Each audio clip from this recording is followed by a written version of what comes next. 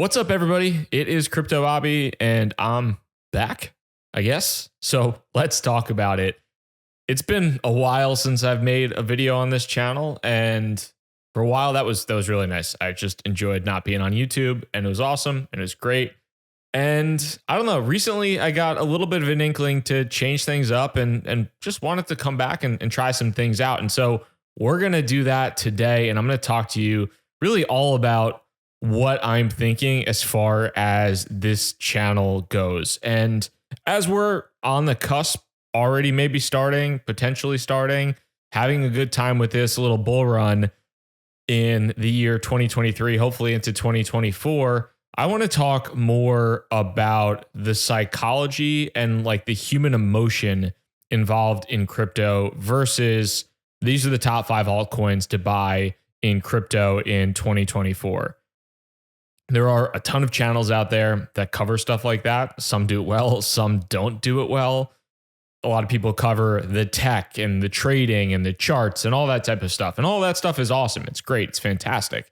If you like it, everybody has their own style. But one of the things that I've learned the most in the past 4+ years since the last cycle, going through the last cycle, making a lot of money, losing a lot of money, going through this a few times now, is that even aside from the tech, aside from the charts, all this stuff is human emotion, and your ability to understand yourself as well as to understand the other people around you is perhaps the most critical thing that you can do in terms of being successful investing in the crypto landscape. Because if we're honest with ourselves, a lot of this stuff, yeah, it's game changing. Yeah, there's a lot of cool things around it, but in many cases, this stuff is trading on hope streams, narratives, whatever you want to say. And so if it's on narratives, if it's on human emotion, the most important thing here in many cases is understanding what people are thinking, what you are thinking, and controlling like how you actually feel when you're watching your portfolio go up a ton of money, or alternatively sometimes, which has been in the past few years, certainly, when you're watching your portfolio go down by a ton of money, by 50, 60, 70, 80% sometimes. So I want to talk about that in this episode. If you are new here, which you probably aren't, you're probably an old subscriber. Shout out to the old subscribers. But if you like this concept, if you think it's interesting, let me know in the comments, because frankly, I have no idea if this is going to stick. I have no idea if anybody's going to like this. But this to me is the most interesting thing, or the most interesting aspect of stuff.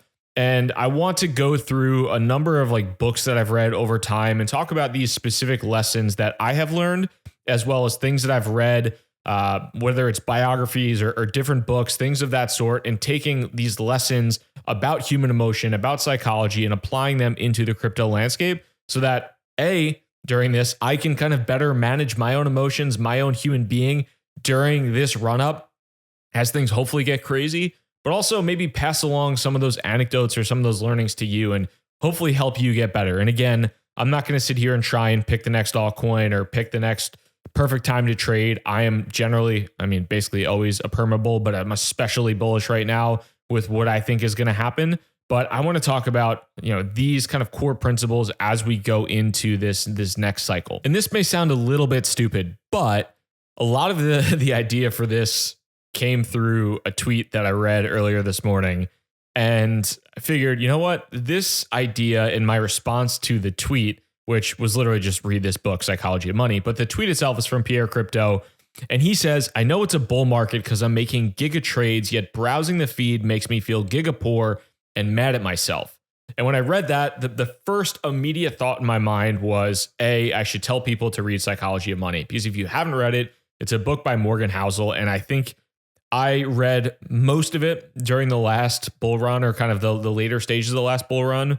And I realized how much of it I messed up, but then also seeing how much money I lost and all of the mistakes that I made in the last bull run, and how if I actually listened to the book and controlled my emotions better, I really would have had a much better grasp on things and had been like more realistic on stuff. Then I feel like it's just something that is really helpful to pass along to you. So the first thing I'm going to say, and the first kind of episode or video here, podcast I'll do a new podcast stream. If you prefer the audio, I'll get that linked and put down below as well. But the first thing that I want to talk about really in this little series around the psychology of crypto and talking through this information is moving the goalposts. And as we're going into this bull run, a lot of times you'll see people on Twitter talk about setting goals in crypto Twitter. And if you're not on crypto Twitter, God bless you, because you're probably saving yourself a few years off your life. But one of the things that I think is really interesting, and it's hard to deal with until you kind of get to this point, is people talk about setting a financial goal. And if you're in crypto, whatever that might be, that might be paying off your mortgage, that might be paying off your student loans, it might be paying off your car, it might be making $1 million. Like I don't know what the goal is. But one of the most difficult things to do is when you are in the heat of a raging bull market, when you get to that goal, to perhaps not move it. And this is something that I was wildly guilty of in the last bull run. I remember having conversations with my wife about this and just messing it up 100 times over. Because you get to a goal, you get to a specific number that you have in mind, and the first thing that your mind tells you to do when you're looking on Twitter and you're seeing Suzu talking about a super cycle in 2021, and you're seeing people buying yachts and Ferraris and Lamborghinis and all types of crazy stuff, and you're thinking, well, I just hit my goal, but I'm a genius right now. And if I 2 or 3x it, not only have I hit my goal, but now maybe instead of paying off my mortgage, I can pay off my mortgage and buy a better house or a beach house. Or if I can pay off my car, I can now instead buy a nicer car and pay for that in cash. It's really difficult to set a goalpost at the beginning and not move it and not get caught up in the emotion. And so that is one of the things I think is just really critical and worth discussing and thinking about for you as an individual as you're going through this. And the reason I think in many cases that you end up moving the goalposts is because you're looking at other people. And I think going back to that tweet about Pierre, he talks about, hey, it's a bull market because I'm making these awesome trades and he's crushing it, but he's seeing other people on the feed that are crushing it more than him. And so it becomes really difficult to live in this world of crypto Twitter and just kind of removing yourself from this insular bubble where at least on the surface level, it seems like everybody's crushing it. Hint, a lot of people aren't actually crushing it. But so you have to be able to manage those emotions and think about like the social comparison. And that's the problem. And that's within Psychology of Money. These are 2 really good points.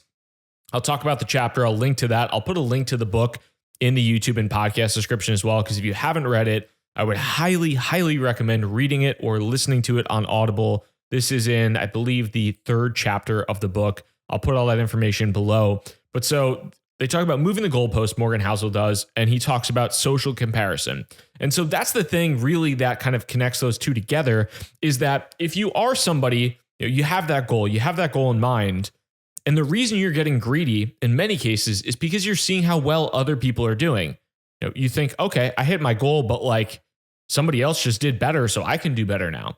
And so by comparing yourself to that person, by comparing yourself to other people, it becomes really difficult to ultimately have the level of success and know when enough is enough in this case. It is such a difficult thing to do because when enough is never enough, when you aren't sure when to turn it off and when to say, okay, I just made 100x on Bonk. I just made a 200x or 1,000x or whatever the heck you just made. I just turned 10 grand into $1 million. But what happens if it goes to $2 million? What happens if it goes to $3 million? And these might feel like unrelatable problems to you right now as we're on the cusp of a bull market. Maybe they don't feel like unrelatable problems. Maybe they're things that you've gone through before, but they're things to take into mind and to think about as you're going through this, because it is what is going to frankly save you a ton of money. And I think it's something that I dealt with a lot in the past bull market. I messed up because I got greedy. I hit certain numbers that were personal financial goals, and I hit them and I exceeded them. And then the coins went down by 85%. And then I no longer had those goals. And so now I'm sitting here kind of eyes in the prize, thinking about what I can do to be successful and to pull the trigger when enough is enough. And when I get to a place in which I'm happy, I am at peace with the amount or the number or whatever is important to me. I'm at peace with that. And I'm no longer comparing myself to everybody else on the Twitter feed or all my friends that I might know in the different Telegram circles and Discord groups or whoever it might be. It's knowing when enough is enough, knowing that you can't compare yourself socially to everybody in a very online and social world, specifically in the crypto Twitter space. And that is just so crucial to saving yourself a ton of money in the long run. So again, thinking about the 3 lessons, and these are all from The Psychology of Money. Not all the videos that we're going to do are going to be from this book, but certainly a lot of content I think is super, super applicable to the crypto landscape. But also I want to take some lessons from other traders or just investors and how we can glean that information and take some actionable insights from that. But the kind of summary here is that threefold, 3 topics from Psychology of Money. And the first is to figure out how to stop moving the goalposts. Set a goalpost in mind, whether it's for this cycle or for the next couple of years or whatever it is, or for this year, and figure out, hey, if I get to this number, I'm going to be happy. And it doesn't matter what happens socially in the world. It doesn't matter what my friends are doing. Like if I get to this number, I'm going to be good. I can take care of things and try and have a plan. Inevitably, if you get to that number, trust me, I guarantee you, and you may be sitting in these shoes right now where you're thinking about it or you have had this problem in the past, but like that number might move, and trying to prevent that number from moving and determining something accurate or something that could be lofty, whatever it is, but don't move that goalpost, and especially don't move it because of the social pressure of other people there being, seemingly better than you or anything along those lines. And then in addition to that, enough is enough. Thinking about this, knowing when you have made enough and you are not just greedy to the point of greedy and risking it all. And I mean, you can even take away a lot of different insights from the people that have messed up in the past cycle, and many of whom are now in jail or on the run or whoever it might be, in addition to just the everyday person, like myself, who said enough wasn't enough and who lost a bunch of money, unrealized profit because of that. But you look at somebody like the folks at 3 Arrows Capital, they were worth, tens and hundreds of millions of dollars, but they wanted billions and billions of dollars. And so what did they do? Rather than saying enough is enough, rather than saying, maybe I don't need to go levered to the freaking tits on whatever, enough is enough. But they didn't. They said, I want tens of millions of dollars. I want hundreds. I want billions. And they could have lived the happiest life in the world if they said, all right, like we're going to just relax and we're going to take things calm and we're going to take things slow and we're going to invest a little bit more slowly. That wasn't what they did. They didn't say enough was enough in that time frame. And when you also think about, social comparison, you don't buy a $50 million yacht like they did if you're not trying to strut around in terms of showing everybody in Singapore or wherever they were how awesome that they were socially. So you can think about people like that. You can think about SBF and his inability to really rein things in at any point in time. I think 3 Hours is probably the better example, but there are just a lot of examples in crypto where people do not know when enough is enough, and they're not happy with $1 million. They're not happy with 5 or 10 or 20 or 100 or whatever it might be. And again, these numbers might feel really unrealistic to you, but the points remain. And if you play your cards right, and I hope to God you do, I really hope that everybody watching this is financially successful in all their endeavors. And if you want the top 10 altcoins, just go watch another channel, and I hope those hit for you, and that's sick. But I hope that you have these problems, and then I just hope that you're able to properly or successfully deal with them in a way that leads you to a good spot. So that's just my initial little play around with this Psychology of Money YouTube conversation on crypto. And if you enjoyed this, or if you think this could be interesting, I'd love to hear your thoughts. I'll go into it in a little bit more depth in the future. I'll put some more lessons in.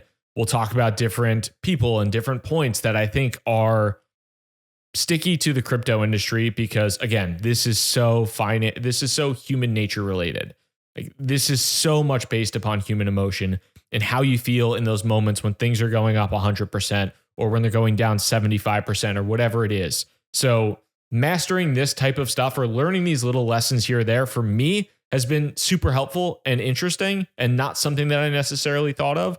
And so I hope that maybe this could be interesting for you as well. If you enjoyed this, if you're new to the channel, if you're old to the channel, hit the like button. I would appreciate it. If you're old or new, subscribe, unsubscribe, resubscribe. I don't really care. And if you want to listen to this on the podcast, I'm going to create a new podcast feed, Psychology of Crypto, or something along those lines. I don't really know yet. I'll put a link below in the YouTube description if you want to listen along there. Thank you so much. I hope you enjoyed this. If not, sorry. Peace.